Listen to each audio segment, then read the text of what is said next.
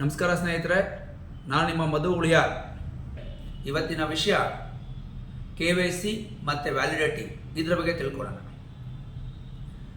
KYC ಅಂದರೆ ID proof, address proof, age proof, signature proof. ಹಾಗೂ validity ಅಂದರೆ validity ಯಾವೆಲ್ಲ ಡಾಕ್ಯುಮೆಂಟ್ ಎಕ್ಸ್ಪೈರ್ ಆಗುತ್ತೋ ಅದ್ರ ಬಗ್ಗೆ ತಿಳ್ಕೊಳ್ಳೋಣ. ಮೊದಲಿಗೆ ID ಪ್ರೂಫ್. ID ಪ್ರೂಫ್ ಅಂದರೆ ಯಾವೆಲ್ಲ ಡಾಕ್ಯುಮೆಂಟಲ್ಲಿ ನಿಮ್ಮ ಫೋಟೋ ಇರುತ್ತೋ ಆ ಡಾಕ್ಯುಮೆಂಟ್ನ ID ಪ್ರೂಫ್ ಅಂತ ಕರೀತಾರೆ. ಗೌರ್ಮೆಂಟಿಂದ ಇಶ್ಯೂ ಆಗಿರ್ಬೋದು, ಸೆಂಟ್ರಲ್ ಗೌರ್ಮೆಂಟ್ ಅಥವಾ ಸ್ಟೇಟ್ ಗೌರ್ಮೆಂಟಿಂದ ಇಶ್ಯೂ ಆಗಿರ್ಬೋದು. ಆ ಡಾಕ್ಯುಮೆಂಟ್ ಮೇಲೆ ನಿಮ್ಮ ಫೋಟೋ ಇದ್ದರೆ ಅದನ್ನು ID ಪ್ರೂಫ್ ಅಂತ ಕರೀತಾರೆ. ಯಾವೆಲ್ಲ ಡಾಕ್ಯುಮೆಂಟಲ್ಲಿ ID ಪ್ರೂಫಲ್ಲಿ ಬರ್ತವೆ ಅಂದರೆ PAN card, passport, Aadhaar card, voter ID, driving licence. ಇವೆಲ್ಲ ಡಾಕ್ಯುಮೆಂಟು ನಿಮ್ಮ ID ಪ್ರೂಫ್ ಆಗಿ ಬರುತ್ತೆ. ಯಾವೆಲ್ಲ ಬಂದು ನಿಮಗೆ ಅಡ್ರೆಸ್ ಪ್ರೂಫ್ ಆಗಿ ಬರುತ್ತೆ. ಅಡ್ರೆಸ್ ಪ್ರೂಫ್ ಡಾಕ್ಯುಮೆಂಟ್ ಅಂದರೆ ಯಾವ್ಯಾವು ಅಂದರೆ ಯಾವ ಡಾಕ್ಯುಮೆಂಟಲ್ಲಿ ನಿಮ್ಮ ಅಡ್ರೆಸ್ ಇರುತ್ತೆ, ನಿಮ್ಮ ಹೆಸರು ಮತ್ತು ಅಡ್ರೆಸ್ ಇರೋ ಡಾಕ್ಯುಮೆಂಟು ಎಲ್ಲ ಅಡ್ರೆಸ್ ಪ್ರೂಫ್ ಆಗಿ ಕನ್ಸಿಡರ್ ಮಾಡ್ತಾರೆ.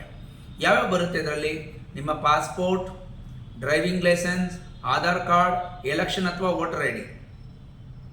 ಹಾಗೂ ಅದು ಬಿಟ್ಟು ಯಾವ್ಯಾವ ಡಾಕ್ಯುಮೆಂಟ್, ಬೇರೆ ಡಾಕ್ಯುಮೆಂಟ್ ಯಾವ್ಯಾವ ಡಾಕ್ಯುಮೆಂಟಲ್ಲಿ ನಮಗೆ ಅಡ್ರೆಸ್ ಸಿಗುತ್ತೆ ನಮಗೆ ಪ್ರೂಫ್ ಅಂದರೆ ಗ್ಯಾಸ್ ಬಿಲ್ಲಲ್ಲಿ ನಿಮ್ಮ ಅಡ್ರೆಸ್ ಪ್ರೂಫ್ ಆಗಿ ಕನ್ಸಿಡರ್ ಮಾಡ್ತಾರೆ. ನಿಮ್ಮ telephone bill, internet bill, credit card bill ಮತ್ತು ಬ್ಯಾಂಕ್ ಪಾಸ್ಬುಕ್ ವಿತ್ ಫೋಟೋ ಇದ್ದರೆ ಅದನ್ನು ಕೂಡ ಅಡ್ರೆಸ್ ಪ್ರೂಫ್ ಆಗಿ ಕನ್ಸಿಡರ್ ಮಾಡ್ತಾರೆ ಸ್ನೇಹಿತರೆ.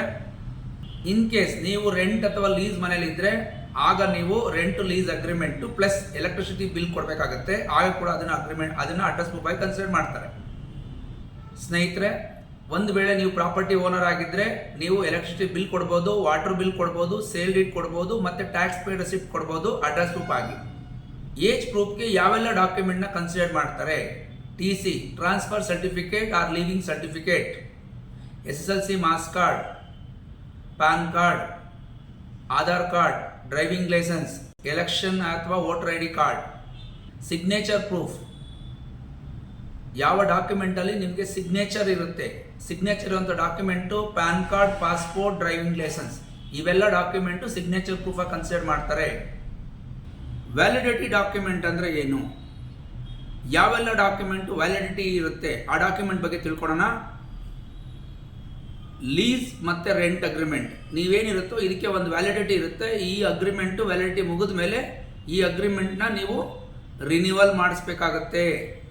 ಪಾಸ್ಪೋರ್ಟ್, ಇದು ಕೂಡ ವ್ಯಾಲಿಡಿಟಿ ಇರುತ್ತೆ. ಈ ವ್ಯಾಲಿಡಿಟಿ ಮುಗಿದ ಮೇಲೆ ಮತ್ತೆ ರಿನ್ಯೂವಲ್ ಮಾಡಿಸ್ಬೇಕಾಗತ್ತೆ. ಡ್ರೈವಿಂಗ್ ಲೈಸೆನ್ಸ್, ಇದು ಕೂಡ ನೀವು ರಿನ್ಯೂವಲ್ ಮಾಡಬೇಕಾಗತ್ತೆ.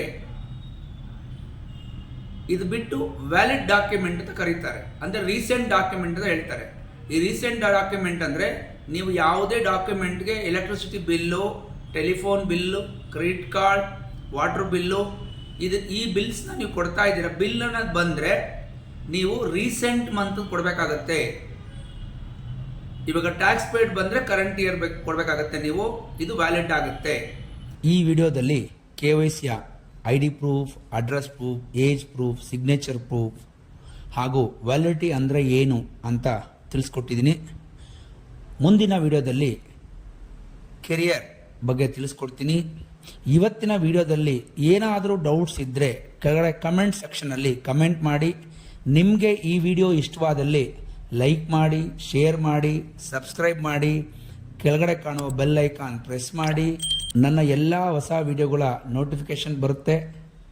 ಮತ್ತೊಂದು ಹೊಸ ವಿಷಯದೊಂದಿಗೆ ಬರ್ತೀನಿ. ಧನ್ಯವಾದಗಳು.